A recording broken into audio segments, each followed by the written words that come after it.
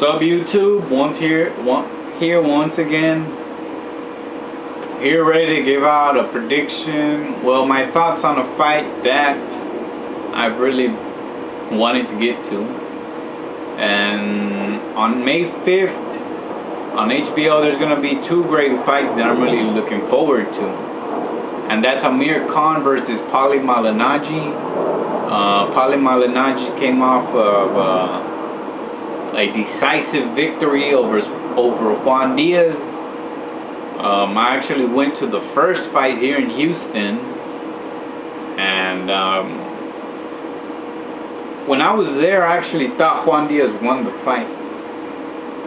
But I really led to that conclusion because every little punch or every little brawl that Juan Diaz would get to Paulie, the crowd would go all crazy, and I don't know, that just drove me to think that Juan Diaz won. But when I came home and watched the replay,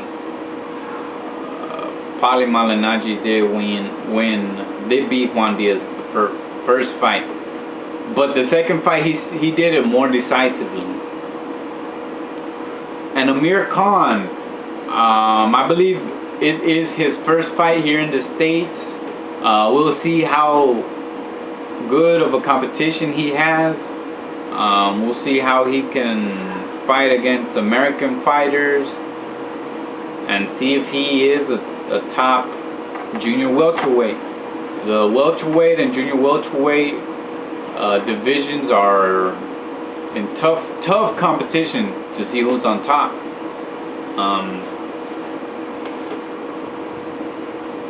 I personally will admit that I have not seen Amir Khan fight live. I've seen highlights and clips. I haven't watched a full fight of him yet. But I don't know. I really don't know what his boxing style is like. This is the first time I'll be seeing him. I've heard his name up a lot. I know he beat Marco Antonio Barrera. But we'll see if Amir Khan is a top prospect for the future. I know he's a young man. He's a WBA welterweight titleist. So we'll see. It's a pretty good fight. Paulie Malignaggi is also a top junior welterweight fighter. So we'll see. It's a good fight. The other fight that we're that's going to be on that night, an undercard, well, I guess you could say it's a co-main event because these guys are main event boxers.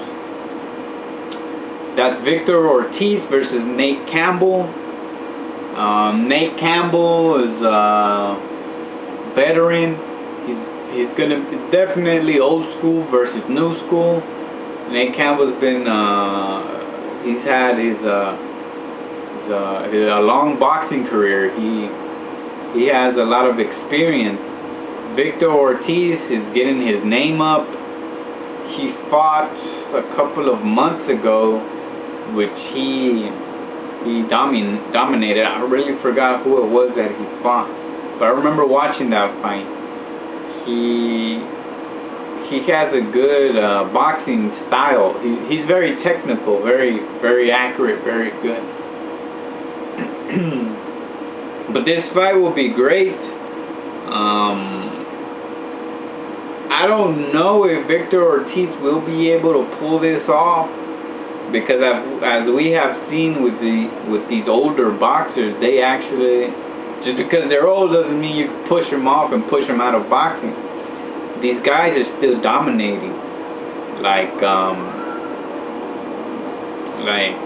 Bernard Hopkins, one of the guys that dominate these young cats. Nate Campbell has dominated young cats. He dominated Juan Diaz.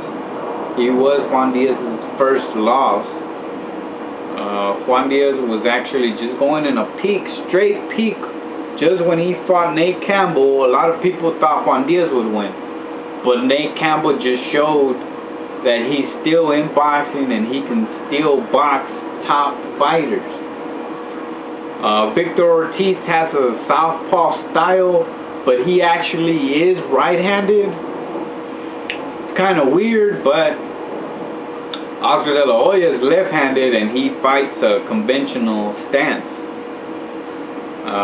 Vice versa here. Victor Ortiz is right-handed, but he fights southpaw. Great fight, 10 rounds. If Victor Ortiz pulls this off, he should fight bigger fighters, more recognizable fighters. Nate Campbell is very recognizable. If he beats him, I believe Victor Ortiz should shoot for, let's see, who could he fight? I mean, he could fight, Timothy Bradley is too much for, personally, I think it's too much for him. He could fight Paulie Malignaggi. He could fight the winner of Amir Khan and Paulie Malignaggi, Victor Ortiz. Vice versa, if Nate Campbell wins, he could fight Amir Khan or Paulie Malignaggi. And from there, I mean, you could shoot for a fight against Timothy Bradley, since he is the top junior welterweight. So my thoughts on that, May 15, HBO at New York. Peace, the Boxing J.